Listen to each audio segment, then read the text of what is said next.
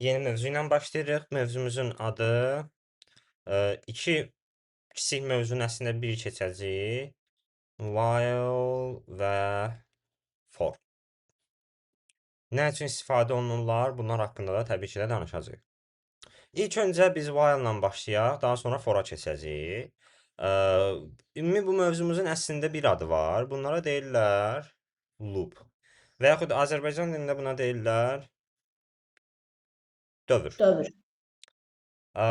Gəlin baxaq loop nədir, dövr nədir? Ümumilikdə bu anlayışlara baxaq. Ondan sonra sizlə birbaşa olaraq while-ın necə işlədiyinə, daha sonra isə for-un necə işlədiyinə baxacağıq. Gəlin baxaq ki, dövr nədir? Belə bir misal verim sizə. Dövr ümumilikdə bir qayda olaraq təkrarlanan, əgər bir proses bir neçə dəfə təkrarlanırsa, buna dövr deyirlər. Məsələn, təsəvvür eləyin ki, siz bir hovuzunuz var və ora su doldurmaq istəyirsiniz. Suyu doldurmaq üçün nə edəcəksiniz? Gələcəksiniz, əlinizdə də bir dənə deyək ki, bir qab var, su qabı var. Həmin su qabı ilə həmin hovuzunuzu doldurmaq istəyirsiniz. Deyək bu sizin su qabı, daha doğrusu bu sizin hovuzunuzdur. Buradan su axır. Krandır bu deyək. Və burada da su qabınız var. Siz istəyirsiniz ki, bu su qabı ilə götürəsiz hovuzunuzu doldurasınız. Proses necə gedir ümumilikdə? Gəlin biz buna baxaq görək, siz nə edirsiniz? Deməli gəlirsiniz ilk öncə. Hovuzu doldurmaq istəyən adam durduq yerə yatıb demir də mən gedim hovuzu doldurum. O bilir ki, hovuz boşdur, ona görə istəyir ki, hovuzu doldursun. Yəni məntiqi olaraq siz birinci nə edirsiniz? Gəlirsiniz baxırsınız ki, görək hovuz boşdur yoxsa yox. Baxdınız, hovuz boşdur, sualını özünüzə verirsiniz. Özünüzə bir sual verirsiniz ki, hovuz boşdur. Əgər hovuz boşdursa, deyirsiniz ki, yaxşı, hovuz boşdursa mən nə etməliyəm? Getməliyəm, su doldurmalıyam qaba, gəlib yenidən hovuza tökməliyəm. İndi həqiqətən də gəldiniz hovuzun yanına, baxdınız, özünüzə sual verirsiniz ki, hovuz boşdur, gördünüz ki, boşdur. Getdiniz, qayıtdınız suyu doldurmaq üçün olan yerə, əlinizdəki qabla ora suyu doldurdunuz, yenidən qayıdırsınız hovuza və həmin su qabı ilə olan, su qabında olan suyu tökürsünüz hovuza. Və nə edirsiniz? Durduq yerə demirsiniz ki, qoyun mən gedim yenə su doldurum gəlim. Görürsünüz ki, hovuz dolmayıbdı, ona görə gedirsiniz təzədən su doldurmağa. Yoxsa hovuz dolanda bir adam niyə gedib yenidən su doldurub gətirmək istəsin ki, axı? Yəni özünüzə əslində sizin bundan xəbəriniz olmasa da, beyniniz özünüzə yenə bu sualı verir ki, hovuz boşdur. Hə desəz, gedəcəksiniz yenidən ora suyu doldurmağa. Suyu doldurandan sonra gələcəksiniz, yenidən suyu boşaldıb yenə özünüzə sual verəcəksiniz. Hovuz boşdur. Əgər yenə hə desəz, yenə gedəcəksiniz. Bu proses nə vaxta qədər davam edəcəkdir? Eyni proses, baxın, proses bilirsiniz nədir? Siz hovuzun yanından su doldurmaq olan yerə gedirsiniz, qaba suyu doldurursunuz və geri qayıdıb suyu boşaldırsınız. Bu 3 dənə prosesdən ibarətdir. 3 dənə hərəkətdən ibarətdir daha doğrusu ümumi bir prosesimiz. Siz bu 3 dənə hərəkəti, bu proseslərin hamısını nə qədər təkrarlayırsınız? Təkrarlayırsınız hovuz dolana qədər. Deməli, burada bu ümumi bu hərəkata biz deyirik dövr. Dövr bir işin təkrarlanmasıdır. Həqiqətən də mən hansı işim təkrarlandı? 3 dənə işim var idi, 3 dənə hərəkətim var idi ki, bunlar təkrarlandı. Mənim kranın yanına getməyim, oradan suyu doldurmağım, daha sonra geri qayıdıb hovuza tökməyim. Bu 3 dənə hərəkətim bir neçə dəfə təkrarlandı və şərti olaraq təkrarlanır. Yəni şərti olaraq təkrarlanır dedikdə nəyi nəzərdə tuturam? Bizim hər hansı bir şərtimiz var ki, bu şərtə görə təkrarlanma prosesi baş verir. Şərtimiz nə idi? Hovuzun dolu və yaxud boşalması idi. Və biz bu şərti necə veririk? Sualla veririk. Deyirik ki, hovuz boşdur. Əgər buradan hə cavabı alsaq, bizim dövrümüz bir dəfə təkrarlanacaqdır. Daha sonra mən gəlirəm, yenə yoxlayıram. Hovuz boşdur. Görsəm ki, əgər yenidən hə cavabı verirəm, o zaman yenidən qayıdıb, yenidən bu prosesi təkrarlayıram. Nə vaxta qədər təkrarlayıram? Təkrarlayıram o vaxta qədər ki, mən bu suala yox cavabı verim. Bu bizim ümumi dövrün məntiqidir. Yəqin ki, burada olanlar hamı 5, 6, 7-ci siniflərdir və hamınız informatika dərslərində iştirak eləyibsiz. Deyəsən hətta İbtidai sinifdə keçirilirdi həmin mövzular. İnformatika dərsliyində elə buna oxşar bir alqoritmlər var. Belə siz kvadrat çəkirsiniz, nə bilim belə buradan ox çəkirsiniz, Müəllim, buradan. ona oxşar məsələm Scratch. Hə, düzdür. Onu proqramdan istifadə edirsiniz, düzdür. Amma kitabın özündə belə şəkillər falan verir. Deyir ki, məsəl üçün hərdirsə keç bura, nə bilim yoxdursa keç ora. Əslində orada deyirsən dövrlər haqqında danışır, səhv eləmirəmsə. Səhv Uzaqlanan eləmirəmsə. obyekt. Necə? Müəllim, blok sxemdir. Hə, blok sxem tamamilə doğrudur. Blok. Buna blok sxem düzdür. Blok sxem. Burada deyirsən dövrlər haqqında səhv eləmirəm, səhv yadımda qalmayıbdısa danışır. Amma ya məntiq olaraq əslində ikisi də eyni işi görür. Bizim eləyəcəyimiz while-la həmin o blok sxemdəki dövr eyni işi görəcəkdir. Sadəcə istifadə olunma yerləri fərqlidir. Biri ümumi bir ideya kimi başa salır ki, mən necə hovuz misalı verirəm sizə. Bu hovuz misalından heç kim gedib oturub məsələ işləyə bilməz təbii ki. Bir dənə bu misalla siz bütün while-la for öyrənəcəksiniz deyə bir şey yoxdur. Sadəcə ideyanı tutmaq üçün mən deyirəm ki, dövr nədir? Eyni qaydada həmin o blok sxemdə də eyni şeyi izah edir. Deməli, bizim bu while dövrümüz ümumilikdə daha doğrusu dövrlər bu şəkildə işləyir. Yəni bir daha təkrarlayıram, dövr üçün bir sual lazımdır. Əgər o sual hə cavabı verilirsə, istədiyiniz işləri görürsüz. İstədiyiniz işlər görüləndən sonra yenə bu suala baxırsınız. Necə ki biz qayıtdıq, yəni baxırıq ki, hovuz doludur, yoxsa boş ondan sonra eləyib eləməyəcəyimizi təyin eləyirik. Eyni qaydada siz əgər hər hansı bir dövr prosesi qurmaq istəyirsinizsə özünüzdən, bu halda nə edəcəksiniz? İlk öncə suala baxacaqsınız, sonra işlərinizi görəcəksiniz, ondan sonra qayıdıb yenə suala baxacaqsınız. Yenə təzədən işlərinizi görəcəksiniz. Daha sonra qayıdıb yenə suala baxacaqsınız və bu proses sual, yox cavabı verilənə qədər davam edəcəkdir. Müəllim, nəticəyə çatana qədər işimiz davam edir. Bəli, nəticə də əslində Nəticəyə nəticəni çatanda düzdür. Bu tamamilə doğru fikirdir. Sadəcə bir dənə məsələ var burada. Bizim nəticəmiz nədir? Bizim əgər nəticəmiz hovuzun dolmalı. hovuzun dolmağı, aysa bu bir nəticədir. Bir də məsəl üçün gəl belə bir şey deyim, belə bir misal deyim sizə. Məsəl üçün hovuz çox böyükdür, dəhşət böyükdür də. İndi saat neçədir? Deyək 9:13-dür. Sizə deyirsiniz ki, mənim işim var, saat 10-a qədər hovuzu dolduracam, dolar, dolmaz. Yəni mənim məqsədim əslində hovuzu doldurmaqdır, amma saat 10-da dayanacam mən. Siz neynəyirsiniz? Hovuzu doldurursunuz. Hər dəfəsində onu tökəndə deyirsiniz ki, hə, saat neçədir? 2 dəqiqə keçdi. Nəsə deməli yenə eləyim. Saat 10 olanda neynəyirsiniz? Dayanırsınız. Burada məqsəd hovuzu doldurmaqdır. Tamamilə düzdür. Amma məqsədi biz hovuzu doldurmaq yox, saat 10 təyin elədik. Məqsəd demir daha doğrusu, dayanma nöqtəmiz deyək. Dayanma nöqtəmiz saat 10 idi. Saat 10-da artıq biz dayanacağıq. Ondan o tərəfə keçməyəcəyik. Buna görə də burada biraz kodu yazanda artıq məqsədi siz özünüz təyin edirsiniz. Düzdür ki, əslində məqsəd elə sualın özü olmalıdır. Məntiq baxımından məqsəd elə sualın özü olmalıdır. Amma buna da təbii ki, istisnalar var. Mən dediyim istisna da kodda da əslində belə bir istisnalar olur ki, bəzən biz məqsədimiz o deyil, amma dayanma nöqtəmizi ona uyğun eləməli oluruq. Bu hallarda olur. Belə. Ümumi ideya budur. Kimsə sualı var buna aid? Varsa əl qaldırsın zəhmət olmasa. Yaxşı. Deməli, indi isə keçək biz Proqramda məqsəd dəyişə bilər ki, proqramda məqsəd ümumi bir məqsəd olur, məsələni həll eləmək, düzünü desək. Amma o bir məqsədi həll eləmək üçün siz onu kiçik-kiçik məqsədlərə bölürsünüz. Kiçik. Ki mən birinci məsəl üçün deyirəm, bir misal olaraq deyim. Ədədlərim var. Məqsədim odur ki, bu ədədləri sıralayım kiçikdən böyüyə. Hə, bu bir məqsəddir. Sıralayandan sonra məqsədim budur ki, bu ədədlərin içərisindən cüt olanları çıxardım. Məsəl üçün deyirəm, amma bilmirəm məsələ nədir. Bunları eləyim. Bu proses baş verəndən sonra kiçik məqsədlər həll olunandan sonra sonda ümumi bir məsələnin bir məqsədi olduğu üçün həmin o məqsəd həll olunur. Amma təbii ki də məsələdə fərqli kiçik məqsədlər olur.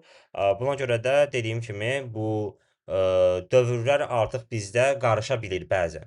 Amma bu da təcrübə ilə təbii ki də düzəldilə bilən bir şeydir. Yəni siz oturub çoxlu kod yazsaz, çoxlu məsələlər işləsəz, artıq məsələdə dövrlərdə nə yazacağınızı, məqsədi necə təyin edəcəyinizi əzbərə bilmiş olursunuz. axırda hovuzda olacaq. Necə? Axırda hovuz dolacaq. Ə, hovuz dolmalıdır. Əgər dolmasa sonsuza qədər biz bunu edəcəyik. Yəni dayanmaq deyə bir şey yoxdur. Hovuz dolana qədər bu iş görülməlidir. Əgər hətta oradan Müəllim su saat gəlməz, 10-a qədər demədiniz orada. O başqa bir misal idi. Yəni məsəl üçün dedim ki, belə bir şey də ola bilər, amma onu qoyun qırağa. O başqa misal idi. Belə də düzdür. Saat 10-a qədər olan misalda mütləq biz dayanacağıq. Saat zaman elə bir şeydir ki, yerində qala bilmir. Amma məsəl üçün mən suyum gəlməsə, sonsuza qədər gedib gələcəm də oradan. O da sonsuza qədər gedib gəlmək mənim proqramımı donduracaqdır. Donduranda da mən heç bir şeyə nail olmuram. Bu halda sizlə bərabər baxarıq. Belə, indi isə gəlin keçək elə while-ın özünə ki, while bu prosesi, yəni C++-da və yaxud istənilən proqramlaşdırma dillərində, Python-da da belədir, digər proqramlaşdırma dillərində də belədir. Bunu özlərində necə düzəldirlər? Belə. Məsəl üçün siz təsəvvür eləyin ki, ya da birinci gəlin while izah eləyim, ondan sonra bunun kodda yazılmasını göstərirəm. Deməli, while yazılır. Daha sonra mötərizə açılır. Necə ki biz if yazırdıq, mötərizə açırdıq. Daha sonra bu böyük mötərizə açıb və bunun içərisindən kod yazırdıq.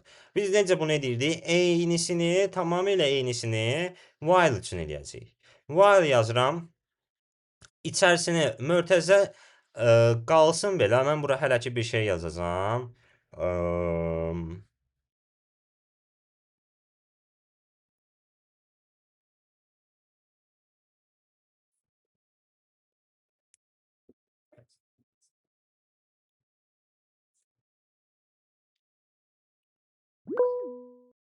Burada yazım proses. Deməli nədir?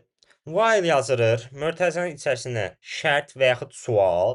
Yadınızdadırsa, biz sizlə keçən dərsimizdə baxdıq nəyə? Sual C++-da necə yaradılır? Bərabərdir, fərqlidir, ondan sonra böyükdür, kiçikdir. Bunların hamısına baxdıq. Bunlar bir sual idi. Daha sonra həmin o sualları biz məntiqi operatorlarından and, or, not ilə birləşdirib bir iş görə bildik. Və ümumi bizdə nə idi? Cavab alırdıq biz hər bir şeydən. Ya hə cavab alırdıq, ya da yox cavab alırdıq. Fikir verirsiniz, bu oxşuyur mən bayaq sizə dediyim hovuz misalına. Hovuz misalında biz nə edirdik? Sual verirdik. Ondan hə cavabı alanda yenidən davam eləyirdik. Burada da eyni qayda. Mən bura yazdığım şərt və yaxud nədirsə, o hə cavabı verilirsə, deməli davam eləməlidir. Yox cavabı verilirsə, deməli dayanmalıdır. Hər hə cavabında aşağıdakı proses işləməli və dövr hər dəfəsində davam eləməlidir. Bu ümumi while-ımızın yazılış formasıdır. İndi gəlin biz sizlə baxaq, bunu həqiqi necə yazmaq olar ona.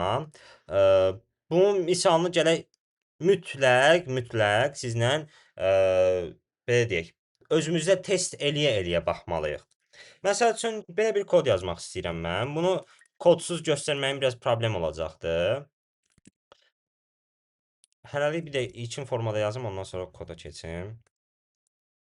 Təsəvvür edin, bizim bir dəyişənimiz var, A, və bunun qiyməti 0-dır. Mən belə bir şərt yazıram. Deyirəm ki, while əgər A kiçikdirsə ondan,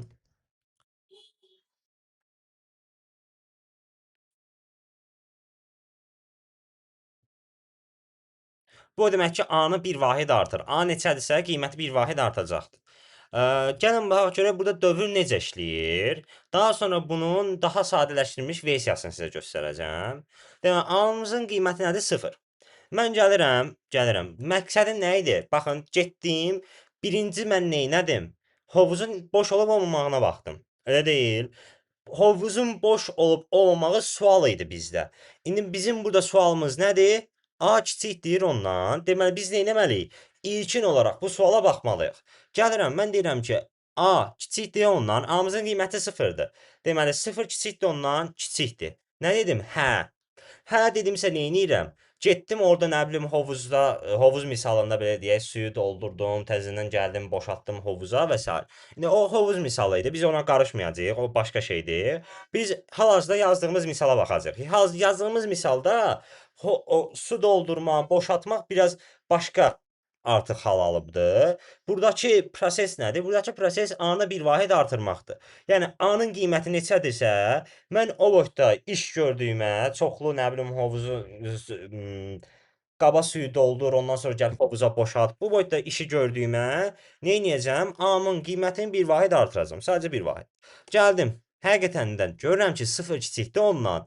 Nə edirəm? A-nın qiymətini bir vahid artırıram. A-nın qiyməti oldu neçə? 1. Daha sonra mən nə etdim? Sonuncu qabdakı suyu boşaldanda sonra da özümə sual verdim ki, hovuz boşdur. Yəni mən əslində sualı hər dəfə gedib doldurub gətirib boşaldanda hər dəfə sualı verirəm. Hər dəfəsində verməliyəm. Eyni qaydada mən deyək ki, A-nı bir vahid artırdım. Yəni sualı verməliyəm, verməliyəm. Nə edəcəm? Deyəcəm 1 kiçikdir ondan, kiçikdir. Neynəsin? Götürsün, yəni A-nı bir vahid artırsın. Eləyəcək neçə? 2. Əslində bu şərt biraz çox uzun çəkəcək. Gəlin biz bunu 4 eləyək. Yəni əslində 0-dan başlasaq yenə də bir şey dəyişmir. Məsələn 0 kiçikdir, 4-dən kiçikdir. Nə edəcək? A-nı bir vahid artıracaq. A oldu 1. Biz yenidən yenə sual verməliyik. Deyirəm 1 kiçikdir 4-dən kiçikdir. Nə edək? Yenə A-nı bir vahid artıraq. 2. 2 kiçikdir 4-dən. Baxın, yenə sualı verirəm. Sualı dayanmıram. Hər dəfəsində mənim buradakı işim, yəni while-ın skobkaların içərisində yazılan işdir. Aydındır? Skobkaların ümumi içərisində olan işlərim hamısı bitəndən sonra mütləq mən yenidən bu sualı verirəm. Deməli, 2 kiçikdir 4-dən kiçikdir. Nə edəsin? A-nı bir vahid artırsın, A olacaq 3. 3 kiçikdir 4-dən kiçikdir. Nə edəsin? A-nı bir vahid artırsın, olsun 4.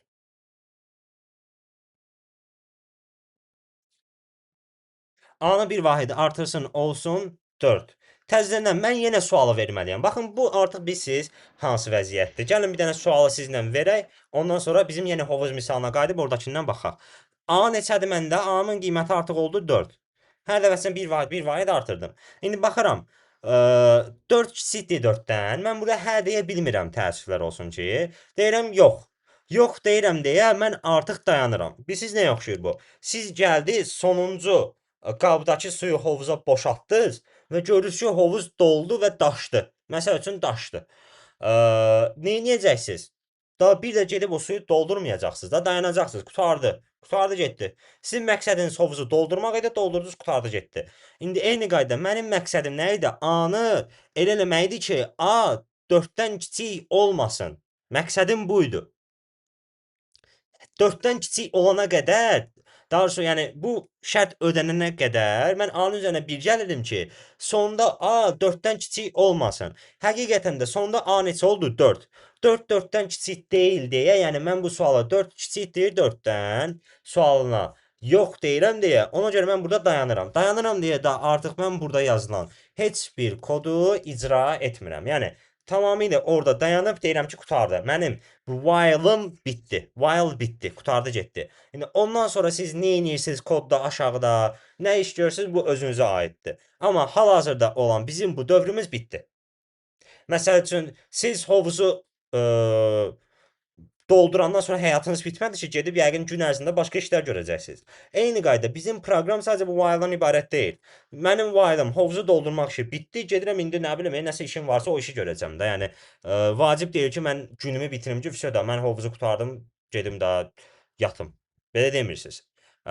Yəni məntiq olaraq gedib gün ərzində olan işlərinizi görürsünüz. Eyni qaydada bizdə də while bitəndən sonra aşağıda başqa işlərimiz ola bilər. Biz onları yerinə yetirməliyik.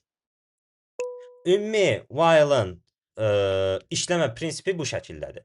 Bunun bir dənə də oxşar versiyasını sizə göstərim. Əgər sizə bu rahatdırsa, bu versiyasına baxaq. Ondan sonra suallarınız varsa onu cavablayaram. Nədir? Baxın, while əslində bir də bilirsiniz nəyə oxşuyur? If-ə oxşuyur. If-ə oxşuyur yox, əslində if-dir. Sadəcə bunu biraz görmək lazımdır. Necə? Eyni misalı bura yazıram. Sadəcə if ilə yazıram. A bərabərdirsə 0-a. Deyirəm if A kiçikdirsə 4-dən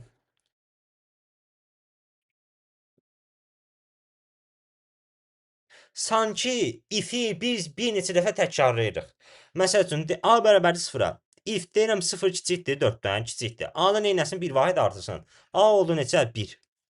İndi mən götürürəm bu if-i yenə baxıram. Yenə gedirəm bu if-i icra eləyirəm. Deyirəm 1 kiçikdir 4-dən kiçikdir. Neynəsin? A-nı bir vahid artırsın. Oldu 2. Yenə eləyirəm bu if-i. 2 kiçikdir 4-dən kiçikdir. Neynəsin? A-nı yenə bir vahid artırsın olsun 3. 3 kiçikdir 4-dən kiçikdir. A-nı neynəsin? Bir vahid artırsın olsun 4. 4 kiçikdir 4-dən deyil. Vsyo. Bu ifin bu içərisini icra eləməyəcək deyə mən daha bir də deməyəcəm ki, get bu ifi bir də icra elə. Vsyo da dayandı, qurtardı getdi. Gördüm ki, səhv oldu. İfin o sual hissəsi yox cavabı verirəm deyə daha deyirəm ki, daha bir də bu ifə toxunma. Bu ifi icra eləmə. Belə, bu da bizim while'ımızın qısaca izahı. Deməli, suallar var bir neçə. Başlayaq, yavaşdan cavablayaq. Royal, buyur.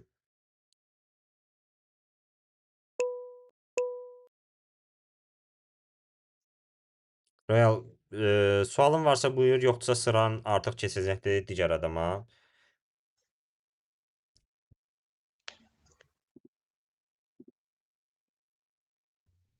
Mənim soruşa bilərəm. Bir dəqiqə mən soruşanda deyərik. Yaxşı?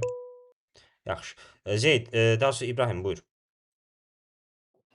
Ben sizden soruyorum. Bakın A beraber plus 1. A Nə? beraber A plus 1 yazmışsa. Aha. Onunla plusun ne farkı var? Onu izah eləyərəm. Dəstə baxarıq. Yəni başqa vaxt izah eləyərəm. O hələ ki o qədər də önəmli bir şey deyil. İkisi eyni işi görür, ikisi bir vahid artırır. Yəni çox önəmi yoxdur. Hələlik çox önəmi yoxdur. Sağ ol. Sən də sağ ol. Buyur, Əli Ömər. Müəllim, həmin bu şərti forla yaza bilərik, yoxsa ancaq while ilə yazırıq? İstəsən dövrlərin işi Əli Ömər. İkisi də eyni işi görürlər. Bayaq kimsə dedi məqsədə çatmaq. Məqsədə çatırsan, sənin məqsədin nə qoyursansa, sadəcə sən həmin məqsədə çatmağın üçün bir neçə dəfə təkrarlayır. Bunu while ilə də eləyə bilərsən, for ilə də eləyə bilərsən. Yəni ikisi də tamamilə eyni işi görür. Sadəcə formatları biraz fərqlidir. Kod baxımından for daha asan yazılır. While isə nisbətən daha çətin yazılır. Amma Bəli. ikisinin də gördüyü iş o skopkaların içində yazılan kodu neçə dəfə təkrarlamaqdır. Vsyo. Bir də yazırıq, A 4-dən kiçikdirsə A bərabərdir A plus 1. Onu A plus plus yaza bilərik. Bəli, yazıla bilər. Bəli. Yazıla bilər. Heç bir fərqi yoxdur əslində. İki cürədə yazılmağı mümkündür. Faiq, buyur. Müəllim, C++-da bu misalı if-lə işləyir, yoxsa while-lə? While-la, tamamilə while-la yazır. Anlasın. Yusif, buyur. Müəllim, biz while dövrünün sonunda C++ işarəsi qoymuruq. C++. Hara? Deyirəm sağa çevirin müəllim. Sağ tərəfdə. Hələ o A bərabərdir A üstü gəl birinin altına. Bu artıq bilirsən nədir, Yusif? Deməli, sən ora prosesi, istədiyin proses yaza bilərsən. A++ də bir elə bir hərəkətin özüdür. Məsəl üçün deyirəm, mən o hovuz misalında, misalı biraz fərqli cürə dəyişə bilərdim. Necə eləyə bilərdim? Deyirəm ki, bax, eyni işi görürəm, sadəcə əlavə ora, necə deyim sizə, əlavə mərhələlər artmış olacaqdı. Necə? Məsəl üçün, mən doldurdum, getdim, boşaltdım hovuza, oturdum biraz gözlədim, dincəldim. Təzədən baxıram ki, hovuz boşdursa yenə gedəcəm. Oturub dincəlmək artıq əlavə bir şeydir. Sən istəsən bura nə istəyirsən qoya bilərsən başqa. Yəni istəsən plus qoy, nə istəyirsən qoy. Yəni sanki istədiyin hərəkətləri araya özün nə qədər istəyirsən yerləşdirə bilərsən. Sadəcə bizim məqsədimizi çatdırsın bu. Qalanı bizə önəmli deyil. Yəni boş-boş hərəkətlər eləmək bizim kodumuzu zəiflədir. Məqsəd burada bizim məqsədimizə çatmaqdır. Yəni oturub məsəl üçün deyirəm də dincəlmək, ortada dincəlmək, misal daha hovuz misalında deyirəm və yaxud gedib başqa bir şey eləmək deyil. Hovuzu doldurmaq olduğu üçün təbii ki də biz burada sadəcə bizə lazım olan işlər görəcəyik. Aydındır? Bəli müəllim. Aha, Tamilla buyura bilərsiniz. Müəllim, mənim adım Gülərdir. Mən tələsirəm. Siz bu dərsin video qeydini alırsınız. Bəli, alırım. Yəni mən çıxıb sonra da izləyə bilərəm də. Bəli, Tamam müəllim, çox sağ olun. sağ olun. Abdullah buyur. Müəllim, indi məsələn üçün mənə veriblər ki, A 7-dən böyük olana qədər, məsələn üçün çıx da bu ədəd. Məsələn 8 ədədi veribdir. Aha, Deyib A 7-dən kiçik olana qədər 8-i birdən çıx. aha. A,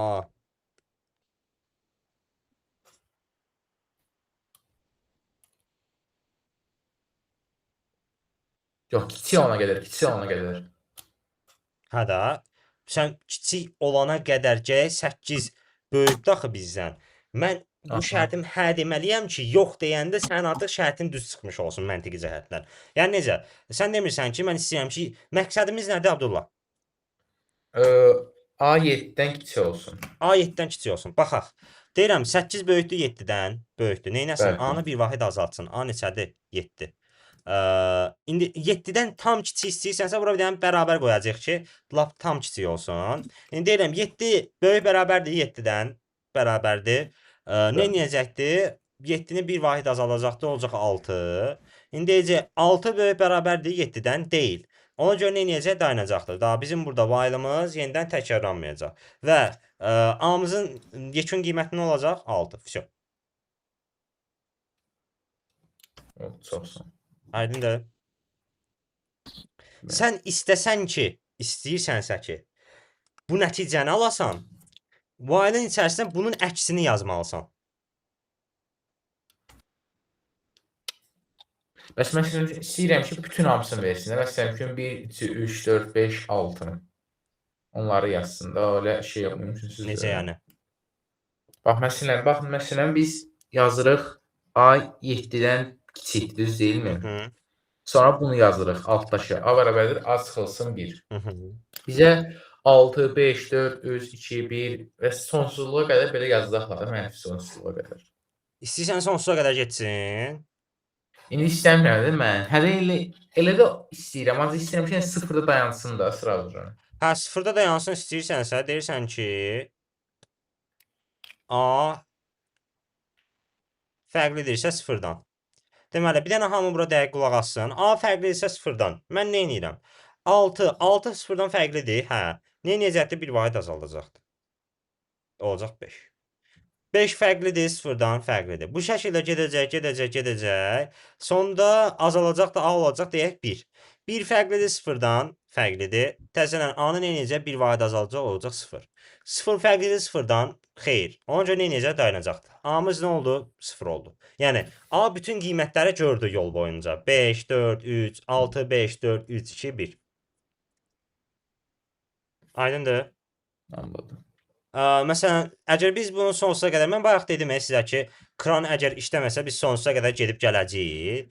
Yəni su gəlməsə daha doğrusu. İndi gəlin təsəvvür edin, A-mızın qiyməti -3-dür. -3 isə deyirəm -3 fərqlidir, sıfırdan fərqlidir. Nə edəcəkdir? A-nın bir vahid azalacaqdır. A olacaq -4. -4 fərqlidir sıfırdan, hə. Yenə bir vahid azalacaq, olacaq -5. Bu şəkildə mən nə qədər azatsam, A heç vaxt 0 olmayacaqdır. Yəni burada yazılan koda görə mən nə edirəm? A-nı sadəcə azaldıram, başqa bir iş görmürəm. Ona görə mən A-nı azaltdıqca A sıfırdan uzaqlaşır, sıfıra yaxınlaşmır. Buna görə də mənim while-ım heç vaxt dayanmayacaqdır. Proqramım dayanmayacaq. Sonsuza qədər davam edəcəkdir. Müəllim, ona sonsuz dövr deyirlər. Demək olar, bəli. Niyə də yox? Düzü indiyənə qədər heç bir term işlətməmişəm, amma əladır, məncə demək olar. Buyur Günəş.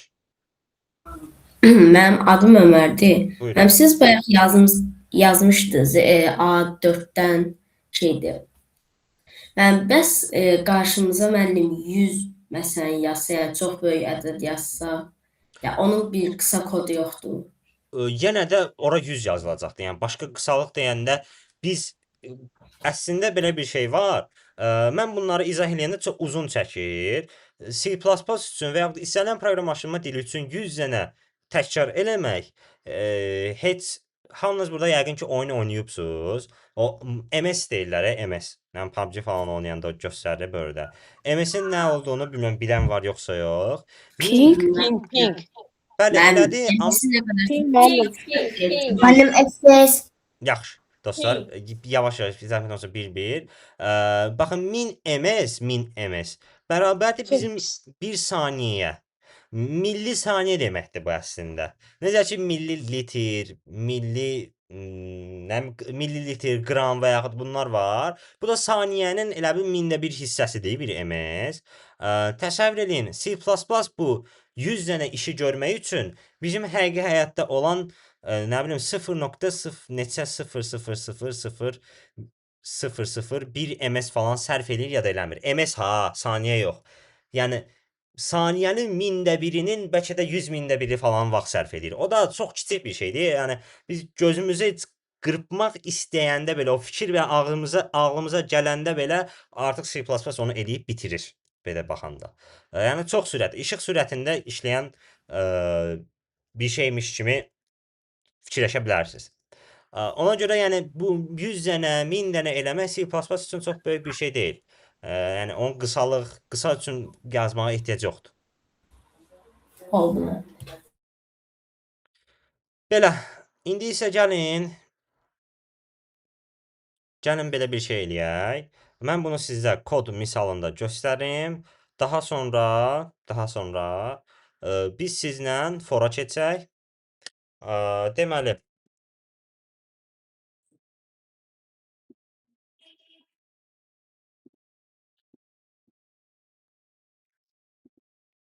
Müəllim, bəli.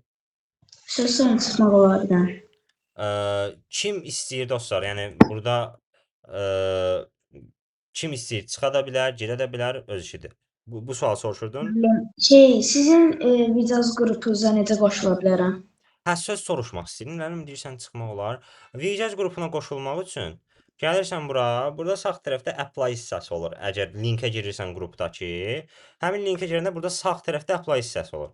Həmin apply hissəsinə basandan sonra daha sonra burada məsələlər açılacaqdır. Problem hissəsinə gəlirsən və burada məsələlər var. Bu məsələlərdən işləyə bilirsən. Belə. Qalan suallara zəhmət olmasa mən bunun izahını verim. O bir 10 dəqiqədən sonra sizdən qısa bir fasilə deyəcəm.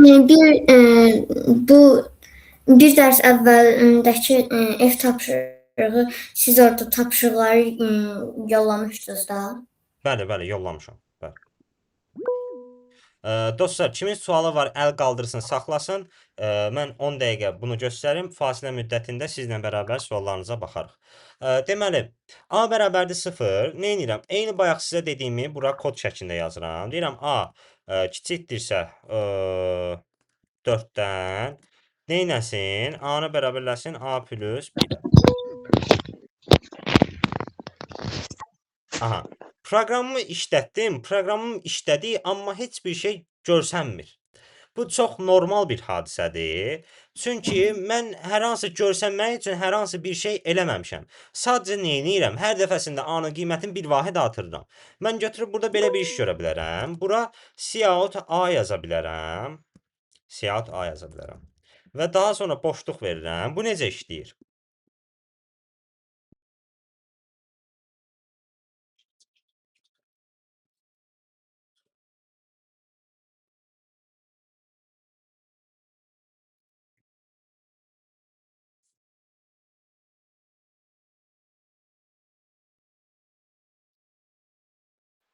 Bu necə işləyir? Deyirəm, A kiçikdir 0-dan ilk öncə. Gəlirəm burada yoxlamağa. 0-dan kiçik sıfırdarsa üz istəyirəm. A 0-dır, 0 kiçikdir 4-dən, kiçikdir. Yəni, hə cavabını verdim deyə keçəcəm aşağıda nə yazılıbsa. Baxın, bu skopkadır. Skop deyirlər buna. Bunun arasında nə yazılıbsa, bunların arasında da yuxarıdan aşağıya aralıqda. Hamısını tək və tək yerinə yetirməliyəm. Birinci işim nədir?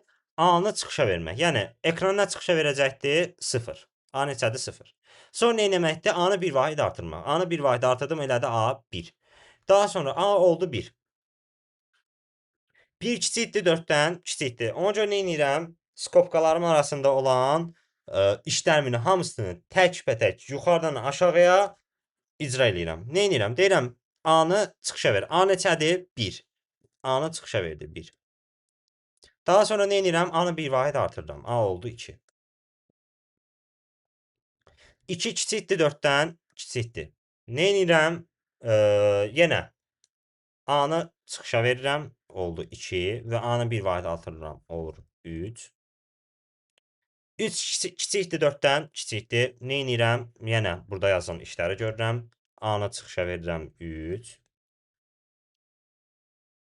Və A-nı bir vahid artırıram 4. 4 kiçikdir 4-dən xeyir. Ona görə nə edirəm? Dayanıram. Məndə ekrana nələr çıxışa verilmiş olacaq? 0, 1, 2, 3. Всё. İndi gəlin baxaq.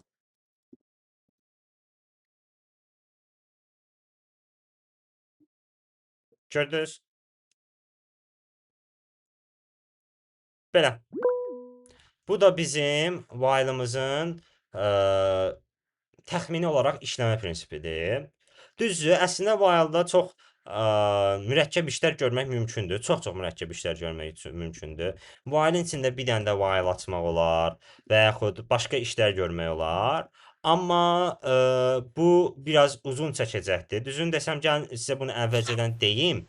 Mən sizə bunu əvvəlcədən deyim ki, biləsiniz ki, bizə proses necə gedəcəkdir. Biz bu mövzuları sizə izah edirik. Müəllimlər olaraq indi digər müəllimlərlə dərs keçəcəkdir. Ola bilər ki, siz ümumilikdə C++-dan, olimpiyatdan anlayışınız olmasın tam olaraq.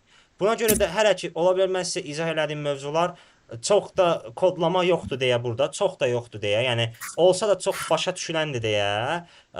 Bunlar əslində başa düşülə bilir, amma bu mövzudan sonraki gələn mövzular biraz çətinləşdiyi üçün artıq burada biz düzünü desək kodlama bacarığı olmayan şagirdlər ola bilər ki, heç başa düşməsinlər. Ki onsuz da əslində bizim kampımız nəzərdə tutulubdur. Biraz final səviyyəsinə daha doğrusu hazırlaşanlar üçün və biz də proqramı ona əsasən tutmuşuq. Yəni başa düşmədiyiniz şey olanda ya belə deyək, özünüz öyrənə bilərsiniz ya necəsə öyrənib daha sonra videolara baxıb bu videolardan bir şey əldə edə bilərsiniz. Amma nəticə etibarı ilə düzün desək, Bir də kodları göstərin də orada bir şey olsun. nəyi göstərim? Bunu göstərim. Aha. Belə. Ona görə biz proqramı sizlə qısa tutacağıq. Mən sadəcə while'ı izah eləyib, nə olduğunu bir konsept olaraq keçib, ondan sonra digər mövzumuz nədirsə ona davam edəcəyik. Eyni qaydada bizim digər mövzular da əslində nisbətən elə olacaqdır. Nisbətən niyə belədir? Çünki bu mövzular biraz çox vaxt aparır deyə öyrənməyi. Sırf bu mövzular, ilkin mövzular. Amma ondan sonraki mövzular əslində həqiqətən də 1 ya da 2 günə öyrənilə biləcək şeylər olduğu üçün onları başa düşüb bunlarda biraz çətinliyiniz ola bilər. Onu sizə əvvəlcədən deyim. Belə, while'ımız əslində bu qədər idi. Başqa nümunə yazmağa ehtiyac yoxdur. Nümunə sayı dediyim kimi çoxdur. Fərqli hallar var. Bunlara hamısına baxsaq vaxtımız çatmayacaq. Onun əvəzinə gəlin biz bir 10 dəqiqə sizlə fasilə verək. Mən bir dənə su gedim, götürüm, gəlim. O gələndən sonra sizin suallarınız varsa onları cavablayaq. Və daha sonra biz sizlə keçək for dövrünə və onun necə işlədiyinə baxaq. Hələlik bunu dayandırım. Deməli, biz əslində dövr deyəndə mən sizə 2 dənə sanki alət verdim əlinizə ki, bunlardan istifadə edə bilərsiniz. Bir while idi, bir də for idi. Bu ikisi də eyni məqsəd üçün istifadə olunur. İkisi də bir prosesi təkrarlamaq üçün istifadə olunur. Bayaq kimsə soruşdu. Onda da dedim ki, yəni ikisi də əslində eyni şeydir. Sadəcə burada biraz yazılış fərqi və hansının daha prestijli olması məsələsi var və yaxud hansının Bəzən bizə məsəl üçün for-dan istifadə etməyə sərf etmir, bəzənsə bizə while-dan istifadə etməyə sərf etmir. Bu da onların yazılışlarına görədir. Yəni necə yazılır və dövr necə baş verir, buna görədir. Amma nəticə etibarı ilə bizim müəyyən qədər işimiz olacaqdır və biz həmin işi nə edəcəyik? Təkrarlayacağıq. Hər halda əslində while-da yazılan kodu biz for-da da yaza bilirik və yaxud əksini for-da yazılan kodu while-da yazmaq mümkündür. Yəni ikisi də bir-birini əvəz etmək qabiliyyətinə malikdirlər. Sadəcə dediyim kimi asanlıq və çətinlik məsələsi var ki, burada ikisi bir-birindən fərqlənirlər. Baxaq for-a. Artıq biz hər hansı bir misal verməyimizə ehtiyac yoxdur ki, bu nədir, nə deyil. Sadəcə bunun biraz yazılış tərzini biz öyrənməliyik. Biraz bunu qayda kimi başa düşüb, bundan sonrasını elə davam etməliyik. İndi mən yazıram for və yenə bizim mötərizələrimiz açılır. Baxın, bizdə C++-da hər şey belədir. Tam hər şey yox, çox şey belədir. Məsəl üçün if, while, for, daha sonra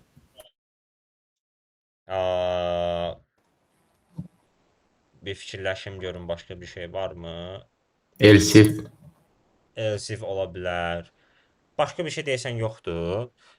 Hələ ki bunlardır. Bu şəkildə yazılış tərzləri bir-birinə oxşuyur. Necədir? Sözü yazırsınız. For, while bu sözlərdən birini yazırsınız. Daha sonra mötərizələri açılır və ondan sonra da böyük mötərizə açılıb bağlanılır və arasında yazılan kod icra olunur. Həmin o böyük mötərizələrin skobkaların arasında yazılan kod icra olunur. Bizdə də eyni qayda forun yazılış tərzi belədir. Lakin bunun içərisinə biz başqa şeylər yazırıq. Sizə əvvəlcədən mən onu deməliyəm. Deməli, birincisi gəlin bir misal yazım for-a aid. Ondan sonra bunu izah edeyim ki, burada əslində necədir məsələ. Deməli, int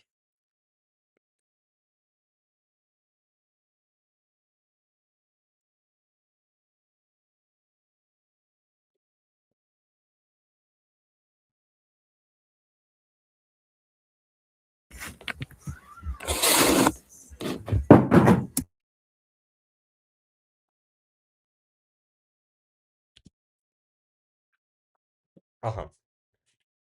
Deməli, biz for-u 3 hissəyə ayırırıq. Yəni, həqiqətən də for 3 hissəyə ayrılır. Necə? Buna biz deyək, birinci, ikinci, üçüncü və dördüncü hissə. Bu 3 dediyim, bu aşağıda skobkaların arasında yazılan kodu nəzərdə tuturam, ha. Yəni, həmin o skobkaların arası 3 sayılır. 4 isə bu i++ olan hissədir. Deməli, bunların əslində hər birinin özünün bir adı var.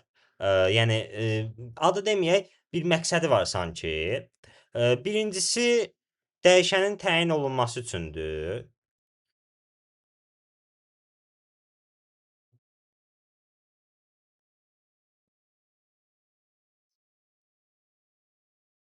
İkincisi, şərt və yaxud sual. Biz buna while-da da yadınıza gəlirsə rast gəldik. Eyni şey yazmışdıq, şərt sual mötərizələrimizin arasına. Burada da eyni, bizim həmin hissə bu ikinci yerdir. Üçüncüsü kod. Və buna deyə bilərik biz proses, iş, hər hansı bir şey. Dördüncüsü isə biz deyirik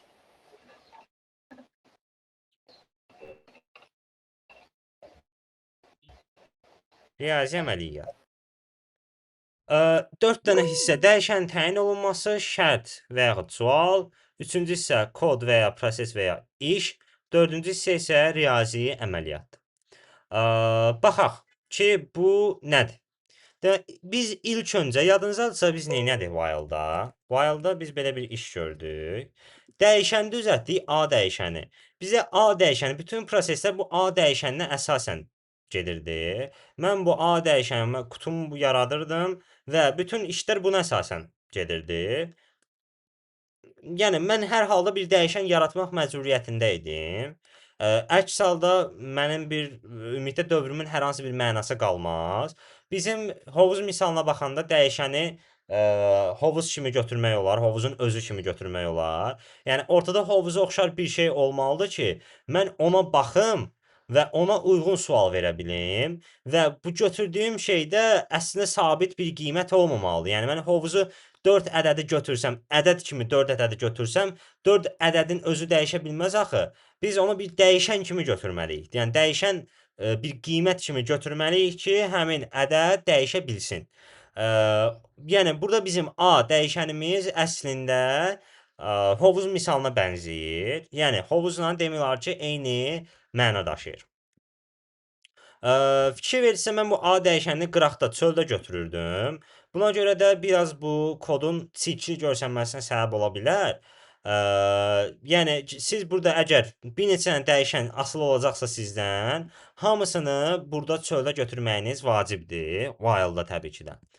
Burada isə biraz məsələ fərqlidir. Gəlin indi biz keçək birinci mərhələyə, dəyişənin təyin olunması mərhələsi. Bu mərhələ nədir? Bir dəfə icra olunur, bir dəfə. Sadəcə və sadəcə bir dəfə icra olunur. Məsələn, mən sual versəm ki, Abdullah, bu A hissəsi, int A bərabər 0 hissəsi C++-ı mən run eləyəndə neçə dəfə işləyir? Nə cavabı verəcəksən? Deməli 0, 1, 2, 3. Yox. Sırf 18-ci sətr neçə dəfə işləyir? Bir dəfə. Bir dəfə. Bəs bu hissə? Bu 1, 2, 3, 4. Yəni bir Yox. dəfə deyil də, 4 dəfə. Müəllim, mən nə deyim? Cavab verdilər artıq. Yəni Şərtlər nə qədər yəni? bəli. Doğrudur. Bu bir dəfə icra olunur. Bu isə while bitənə qədər. Yəni bir neçə dəfə icra olunur. 4 dəfə belə deyək. Yəni bizim bu dəyişənin təyin olunması da neçə dəfə icra olunur əslində? Bir dəfə. Ona görə bizim bu birinci hissəmiz, dəyişənin təyin olunması hissəsi əslində dövrün özünə aid deyil. Sanki bu qıraqdadır, amma mən bunu forun içərisində yazmışam. Yəni mötərizənin içərisində yazmağıma baxmayaraq, bu hissə sadəcə və sadəcə bir dəfə icra olunur. Yəni ikinci dəfə C++ gəlib bu kodu oxumur. Sadəcə bir dəfə icra olunur və bitir. Yəni dəyişənin təyin olunması yazıram bura bir dəfə. İcra olundu. Daha sonra gəlirik biz şərt və suala. Şərt və sual. Bizim bu while dövründə bu hissə neçə dəfə oxunurdu? Bir neçə dəfə. Yəni mən bura yox deyənə qədər hər dəfəsində şərt və sualı özümdə yoxlayıram ki, bu hədir yoxsa yoxdur. Əgər hədirsə davam edirdim, yoxdursa dayanırdım. İndi eyni qaydada mən bu hissəni neçə dəfə eləyirəm? Yox cavabı alana qədər. Yəni mən bura yazıram şərt və sual yox.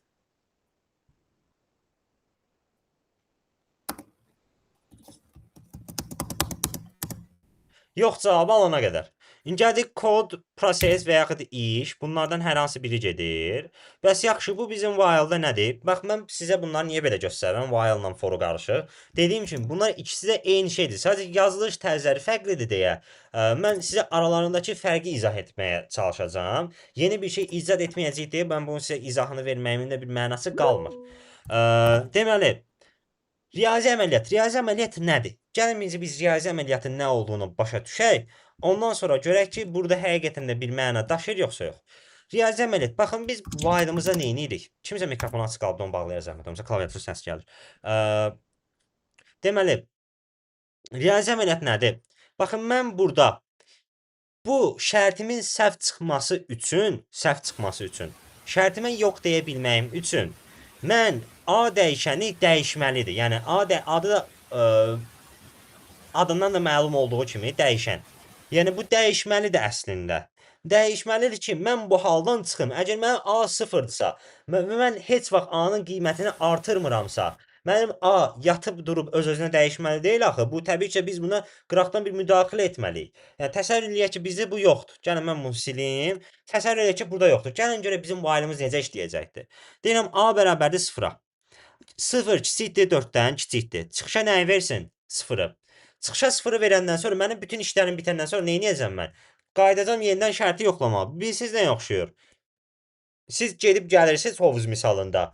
Amma heç vaxt qabınıza su doldurmursunuz. Heç vaxt. Su doldurmasa sizin hovuzunuz dolar, dolmaz. Deməli bizim suyu doldurmaq nədir? Əslində suyu doldurmaq bizim buradakı misalda riyazi əməliyyatdır. Yəni mən hovuza bir müdaxilə edirəm. Dedik hovuz dəyişəndir. Suyu doldurmaq isə riyazi əməliyyatdır. Mən hovuza su tökməklə hovuzun su səviyyəsinə müdaxilə edirəm. Eyni qaydada mən riyazi əməliyyatdan istifadə etməklə, yəni A-nı bir vahid artırmaqla A dəyişəninin qiymətini artırıram, azaldıram. Ümumilikdə dəyişirəm. Mən buna təsir göstərirəm. Və təsir göstərməyimin nəticəsində mənim A dəyişənim, yəni hovuzum istədiyim məqsədə çata bilər. Çata bilər, demirəm çatacaqdır, çata bilər. Siz buna necə müdaxilə göstərsiniz, bundan asılıdır. Su tökəcəm adından gedib hovuzdan su götürsəz artıq sizin hovuzunuz dolmayacaq axı. Təsəvvür edirsiniz, qabı dolu su ilə gedirsiniz hovuzun yanına. Təzədən əlinizdəki qabdakı suyu yerə boşaldırsınız. Hovuzdan suyu götürürsüz, yenidən qayıdırsınız ora. Yəni məqsəd hovuzu doldurmaq idi, amma siz hovuzdan su götürüb getsəz, hovuzunuz heç vaxt dolmayacaqdır. Yəni bizim burada göstərdiyimiz müdaxilənin özü də önəmli bir məsələdir ki, mən necə müdaxilə göstərirəm? Məsələn, hovuz misalında mən su doldurmasaydım heç vaxt hovuz dolmazdı. Eyni qaydada mən burada elə bir riyazi əməliyyat eləməliyəm ki, həmin riyazi əməliyyat mənim sualımı sonda səhv çıxarda bilsin. Yəni sonda mən o suala nə vaxtsa, yəni sonda dediyim belə deyək də sonsuza qədər bu hal getməsin. Nə vaxtsa mən bu suala yox cavabını deyə bilim. Əgər heç vaxt mən bu suala yox cavabı deyə bilməyəcəmsə, deməli mən heç bir şeyə nail olmuram. Yalandan gedirəm əlimdə boş qabla hovuzun yanına dəyib gəlirəm. Yəni yenə də hovuzum dolmur. Bizdə deməli önəmli məsələ nə idi? Riyazi əməliyyat. Riyazi əməliyyat düzgün olunmasa, deməli bizim əslində dövrümüz işləmir. Hər bir şey bizim göstərdiyimiz müdaxilənin nə qədər məntiqi olub-olmamağından asılıdır.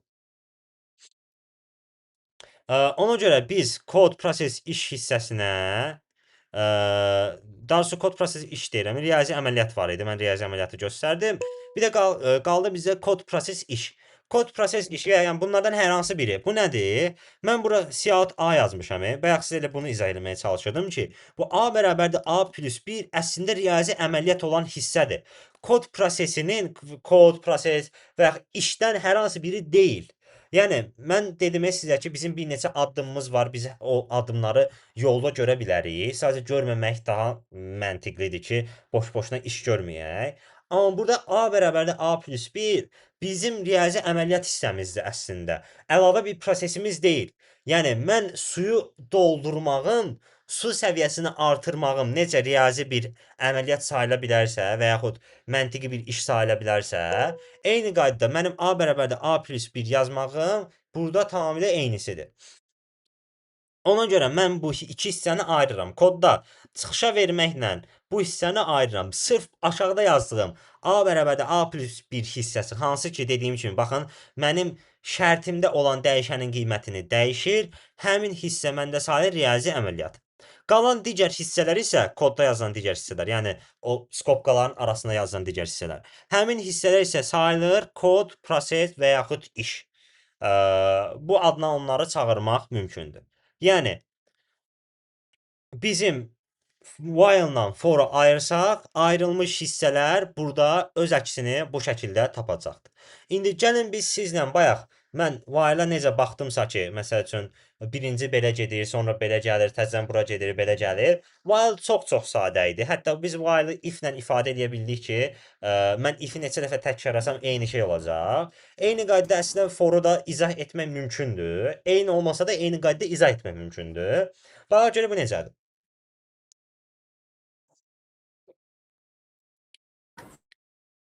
Aha. Baxın, burada sıra çox önəmlidir. Mən əslində burada rəqəmləri yazmağımın belə bir mənası var burada. Ki, niyə bu rəqəmləri mən 1, 2, 3-ü sağ tərəfə yox, aşağıya yazmışam, 4-ü sağ tərəfə yazmışam. Bunların bir mənası var. Bunlar icra olunma ardıcıllıqlarıdır. Yəni, mən birinci nə eləyəcəm, sonra nə eləyəcəm, sonra nə eləyəcəm, sonra nə eləyəcəm. Bizim while misalında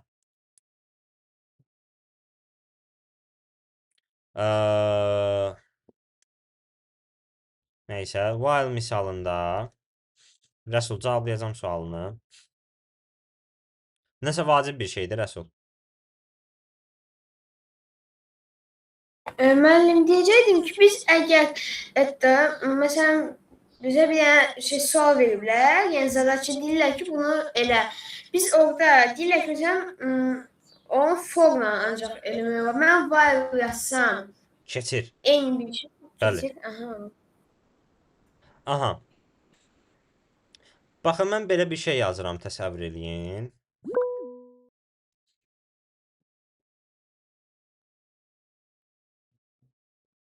Aha.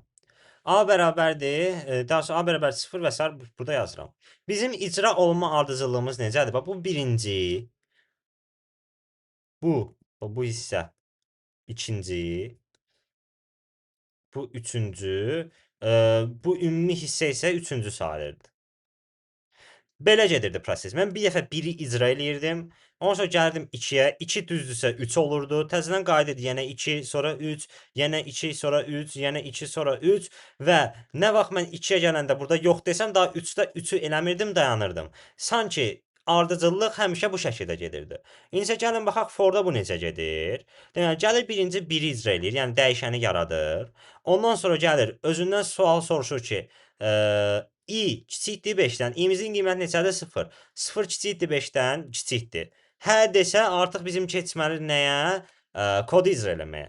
Ona görə mən birinci nə edirəm? Yazıram bura 2 yazıram. Yəni daha sonra 2-ci mərhələ icra olunur. Ondan sonra kod icra olunur 3 və ən sonda artırma baş verir. Artırma, yəni riyazi əməliyyat həmişə ən sonda baş verir. Əslində biz burada dedik ki, bu hissə nədir bizə? Riyazi əməliyyat. Biz while-da da əslində riyazi əməliyyatı ən sonda eləyirdik. Yəni heç bir şey dəyişmədi burada. 3, daha sonra riyazi əməliyyat 4 və daha sonra gəlib yenə sual yoxlayacaqdı. 2, 3, 4. 2, 3, 4. 2, 3, 4 və nə vaxt 2-yə gələndə əgər sualda yox desə, bütün proseslər dayanacaqdı. Yəni heç bir şey eləmədən foru dayandıracaqdı. Bu da forun forun işləmə ardıcıllığıdır.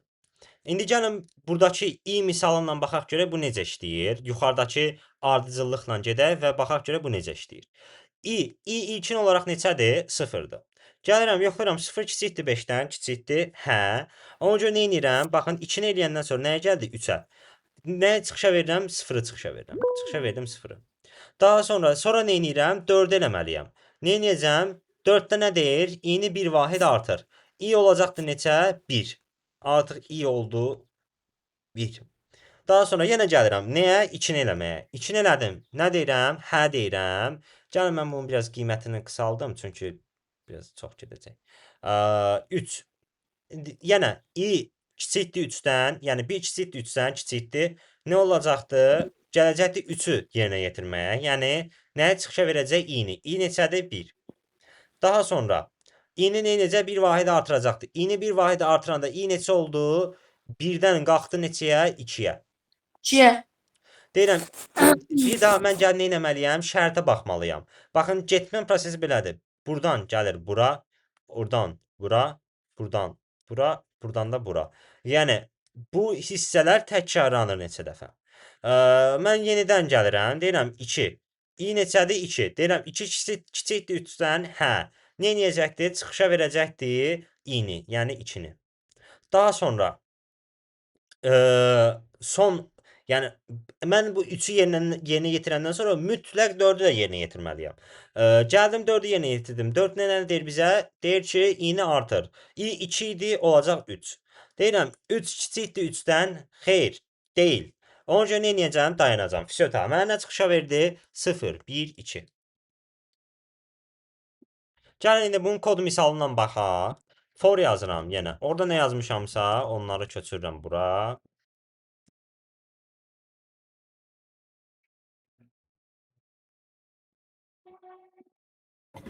Müəllim, başlayın. Siz orada kodda yazdınız. For, diskop qarşıda yazdı. Int i bərabərdir 0. Onu bir rəqəm qıraqda yazsaq, o yenə səhv var, yoxsa? Xeyr, düz olar. Əslində elə bir şey var. Bunu əgər mən qıraqda yazıramsa, sadəcə C++ bunu başa düşməlidir. C++ necə başa düşür? Siz burada qoyduğunuz nöqtə vergüllərin sayı ilə. C++ mütləq deyir ki, mənim forumda 3 dənə hissə mütləq olmalıdır. 3 dənə hissə olmalıdır, amma sən buranı boş saxlaya bilirsən. İstənilən bir hissəni boş saxlaya bilirsən. Sadəcə nöqtə vergüllər mütləq olmalıdır. Məsələn, mən bunu götürüb yuxarıda yazıb belə, buranı silib, amma nöqtə vergülü mütləq saxlamalıyam. Ki, o başa düşsün ki, mən birinci hissəmi bitirmişəm. Bu şəkildə yazmaq mümkündür. Oldu, çox sağ olun. Məsələn, biz indi hamısı üçün də çöl çıxartsaq, yəni ancaq nöqtə vergül saxlasaq, o yerdə Bəs üçün çölə çıxardanda bu hardan bilsin ki, bu burada olmasa, şərt burada olmasa, hardan bilsin ki, yenə eləsin yoxsa yox. Burada nəyəsə hə ya da yox deməlidir ki, ondan sonra eləyəcəklərini təyin eləsin. Başa düşdüm. Mən bir sual verə bilərəm. Bir dəqiqə görüm başqa bir şey qalmadı deməyə. Bəli, hələ ki bir şey yoxdur. Kim sual vermək istəyir? Mən vermək istəyirəm. Bəli, buyur Abdullah. Müəllim, indi orada int yox, long və yaxud da məsələn ki, float double yazma olmaz. İstənilən şey yazıla bilər, bəli. Sadəcə burada necə mən yuxarıda dəyişən təyin edə bilirdimsə, eyni şeydir. Mən burada necə istəyirəmsə elə də təyin edə bilərəm. Yəni A da yaza bilərəm də i-nin əvəzinə, yəni A. Nə istəyirsən yaza bilərsən. Amma gəlin sizə bir şey deyim. Bu qaydadır əslində. Qayda deməyək, sadəcə bir mədəniyyət kimi qəbul olunubdur ki, hər hansı bir loop açılanda, dövr açılanda, dövrün içərisində istifadə olunan hərflər 3 dənə hərfdən olmalıdır. Yəni bu 3 hərfdən biri olsa, koda baxan adam daha tez kodu başa düşür. O hərflər hansılardır? I, J və K hərfləri. Bu düzdür, bunları yaz, bu qayda deyil ha. Yəni bunu yazmasaz heç bir şey olmayacaq. Yəni kodunuz yerində işləyəcəkdir. Bir problem yoxdur. Sadəcə və sadəcə bu bir belə deyək də sanki hamı tərəfindən qəbul olunmuş kiçik bir mədəniyyət kimi bir şeydir. Ki bizdə I, J, K hərflərindən hər hansı bir istifadə olunanda proqram yazanın və yaxud proqrama baxan adamın gözü onu görməyi daha asan olur. Amma siz ora götürüb başqa hərflər yazsaz, o koda baxmaq, o kodu başa düşmək biraz çətinləşəcəkdir. Kim koda baxır, kim başa düşür, artıq dediyim kimi bu biraz məsələ biraz individualdır. Məsələn, ola bilər ki, siz hazırlığa gedirsiniz, müəllim oturub o kodunuza baxacaqdır və s. bu hallar ola bilər. Ona görə müəllim məsəl üçün o koda baxanda ən azından onu başa düşməlidir ki, bu kodda nə yazılıbdır. Kodun da başa düşülməsinin ən yaxşı üsulu bu dediyim 3 hərfdən istifadə olunsa daha rahat olmuş olur. Bilirəm, plus nə deməkdir ki? Plus sadəcə üzərinə bir gəlmək. Yəni A bərabərdir. Ədədin qiymətini bir vahid artırmaq. A plus 1 ilə A plus eyni şeydir. Tam eyni şey deyil. Buna baxarıq daha sonra. Tam olaraq eyni şey deyil, amma eyni işi görürlər. Hələ ki sən bunu eyni şey kimi başa düş. Bizdə yəni ya bura götürün A bərabərdir A plus 1 yazın ya da A plus 1 yazın. Heç bir şey dəyişmir. Mən bura götürüb I plus bərabərdir, I bərabərdir, I plus 2 də yaza bilərəm. Yəni heç bir şey fərqi yoxdur. Mən bura riyazi əməliyyat yazmalıyam nəticə etibarı ilə. Məsəl üçün gəlin bu misala baxaq. Nə edəcək? I-ni 2 artıracaqdır. Baxın. Və s. Siz necə istəyirsinizsə, ardıcıllığı başa düşüb, o şəkildə qura bilərsiniz ki, proses belə getsin. Yəni, bu ardıcıllıqla davam eləsin. Aydındır? Bəli, çox Müəllim, bir yana sualım var. Siz orada yazın int i bərabər 0. Məsələn, biz int b yazsaq, onda belə olacaq. B plus plus. Bəli. Burada olan dəyişənlər ya çöldə olan bir şey olmalı, ya da buradakı dəyişən. Amma əsasən buradakı dəyişən olur. Yəni, burada sol tərəfdə təyin elədiyimiz olur, sağ tərəfdə olanlar. Mənim nəticəsi dəyişməyən yazılış formalarından istifadə edə bilərim. Necə, yəni? Yəni, nəticəni dəyişmir. Belə bir şey yazsaz problem olacaqdır. Gəlin baxaq. Nə edir? I deyir 0-dır. 0 kiçikdir, ondan kiçikdir. Nə edəcək? 0-ı çıxışa verəcək. Sonra 0-ı bir vahid azaldacaq, deyəcək -1. I oldu -1. -1 kiçikdir, ondan kiçikdir. -1 çıxışa verəcək, yenə i-ni artacaq, deyəcək -2. Heç vaxt i ondan böyük olmayacaq deyə, həmişə ondan kiçik olacaq deyə, bu proses davam edəcəkdir sonsuza kimi. Gəl baxaq.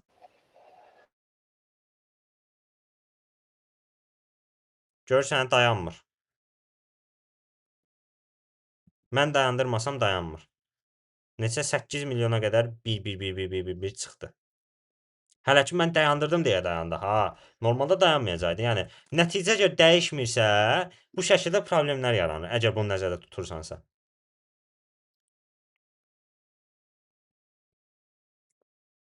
Aydındır? Bəli. Aha. İndi kimin nə sualı var, əlini qaldırsın hamı tək-tək. Mən o sualları sizdən tək-tək soruşum. Saat neçəyə çıxa bilərsiniz? Bir təxmini 10 dəqiqədən sonra dərsimiz bitəcəkdir, amma nə vaxt istəyirsiniz çıxa bilərsiniz, azadsınız çıxmaqda. Bizdə çıxmağa qarşı hər hansı bir məhdudiyyət yoxdur. Buyur Mehman. Mən siz o kodda ondan sonra təzədən burada dırnaq işarələri qoydunuz, boşluq arasında.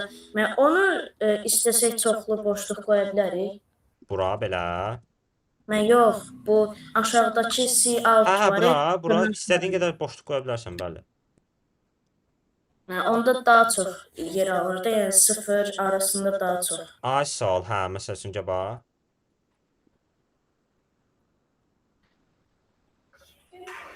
Görsən? Başa düşdüm. Sağ ol. Müəllim, siz ev tapşırığı qoymuşdunuz, deyəsən elə öz qrupumuzda, iyi bir Əsas- qrup. Orada belə bir şey var idi.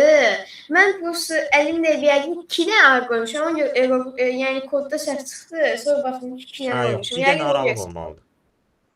Bir dənə aralıq olmalıdır. Rəsul, sualın olanda əlini qaldır, mən elə oradan baxım cavablayım. Buyur Aysel. Nə yazıbsınız? Siz danışın, necə tapşırığa baxırıq? Tapşırığa video-dan baxırıq. Bir daha təkrar edirəm dostlar. Xahiş edirəm bu sualı artıq bir dəfə mən cavablayım, ondan sonra soruşmayın. Artıq bəlkə də 10 dəfə cavablamışam. Biz suallara VJudge platformasından baxırıq. VJudge platformasından tanış olmayanlar Discorddan suallarını soruşsunlar. Ya biz, ya kimsə o suallara baxıb oradan cavablandırar. Mən VJudge izah eləsəm biraz vaxtımız, biraz yox, hətta çox vaxtımız gedəcəkdir. Yəni məsələ işləməyin elə özünə göstərmək 1 saat yarım, 2 saat vaxt alır.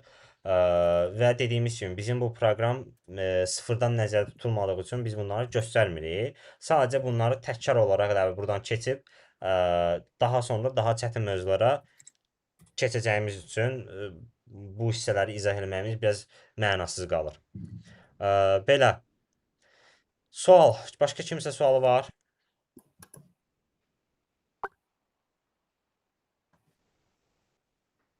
Deməli mən Visual Studio kodda yazıram. VS Code deyirlər buna.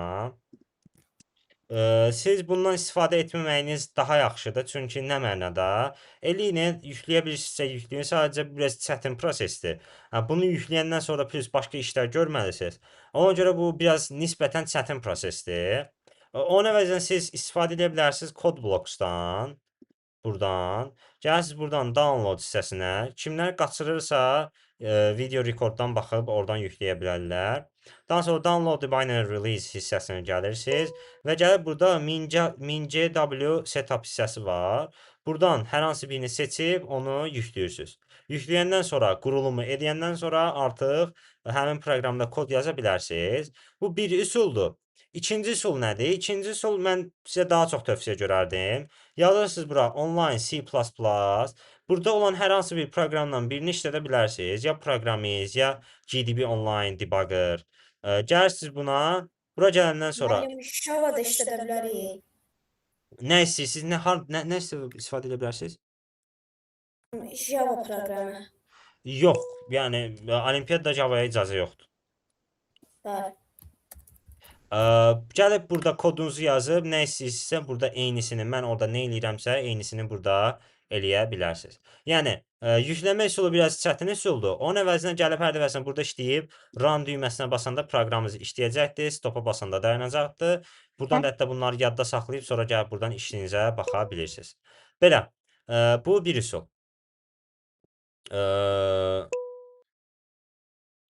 Deməli.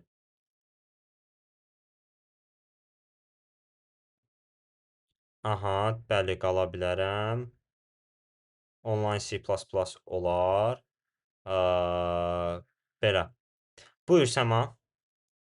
Məbəs ora nə kod yazırıq? Necə? Ora nə kod yazırıq ki? Məsələnin kodunu. Hə.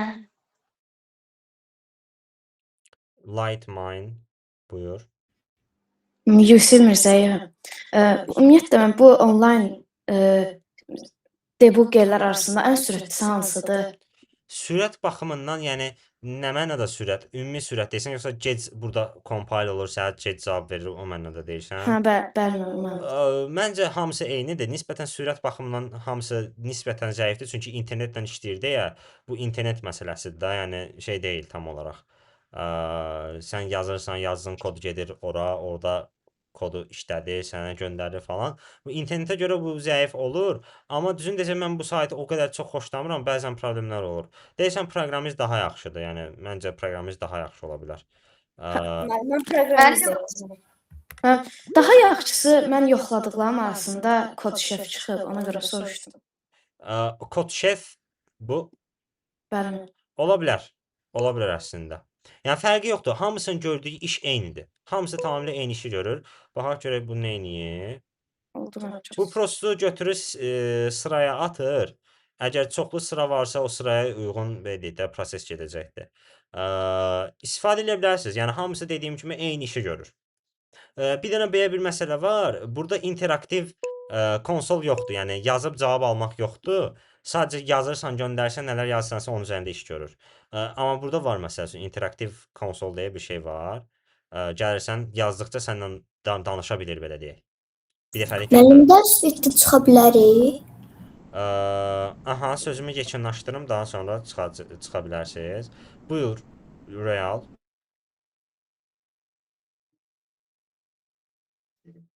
Mən deyim. Müəllim, mən C-dən kod yazmışdıq if-else-lə. Mən onun başqa versiyasını yazmaq istədim. Amma orada siz əlavə mötərizələr əlavə elədiniz if-dən dəsən sonra. Burada Bəli. else-dən əvvəl. Amma mən onları siləndən sonra işlədim, amma siləndən əvvəl error verirdi. O niyə ola bilər ki? Yəqin mötərizələri səhv qoyubsunuz, ona görədir. Çünki real əslində C++ biraz bu barədə çox sərtdir. Deyir ki, mötərizələr, hər bir şey öz qaydasında düzgün qoyulmalıdır. Düzgün qoyulmasa, məsələn, bir dənə mötərizə açılıb da düzgün bağlanmasa, C++ ona birbaşa error verəcəkdir. Yəqin sən də yanlışlıqla olub da aşağıda hansısa bir mötərizəni silibsən, ya da neyniyibsən, o elə qalıbdı, yəni mötərizə natamam olubdu deyə açılıb bağlanmayıbdı və yaxud əksi. Ona görə C++ error veribdi. Yoxsa belə də C++ mötərizə əslində tam qoyulsa daha yaxşı olar ki, sən görürsən ki, məsəl üçün həm error vermir, həm də görürsən ki, proqramın harda başlayır, harda bitir, bunları başa düşə bilirsən. Sağ ol. Bəli, Nigar, bir dəqiqə Faiq. Bəli, dediyim kimi dərslərə qoşulsanız çox yaxşı olar. Ancaq qoşula bilmirsinizsə, videolara da baxmağınız kifayət eləyir. Qoşulsanız sadəcə sizin əldə elədiyiniz bu olur ki, sualınızı versəz, başa düşmədiyiniz bir şey olanda sualınızı verə bilirsiniz. Videoda isə bu biraz çətin məsələ. Gərək Discorddan yazarsınız, ondan sonra mən ona baxım, cavab verim və s. bu proseslər getsin. Buyur Faiq. Yəni AZS kap yarışmasına qeydiyyatdan nə vaxt keçəcəyik? Neçənci sinifsiz? 5. Qeyd 6. keçmişdiniz qeydiyyatdan. Finala keçibsiz. Yox. Bir də olacaqdı gələni. Hələ 5 qurtarmışam. Aha, onda əla Ömər, təbriklər. Faiq, Cələnin təxmini elə bu ərəfələrdə olacaqdı. Həmin vaxt qoşula bilərsiniz. Sağ olun. Sən də sağ ol. Olimpiyada onlayndımı? AZS Cup'ın ilk 2 turu deyəsən onlayn olur. Onlayn oldu. Mən final turu da sentyabrın 26-sında baş tutacaqdı. Ya Sumqayıtda ya da Bakıda olacaq.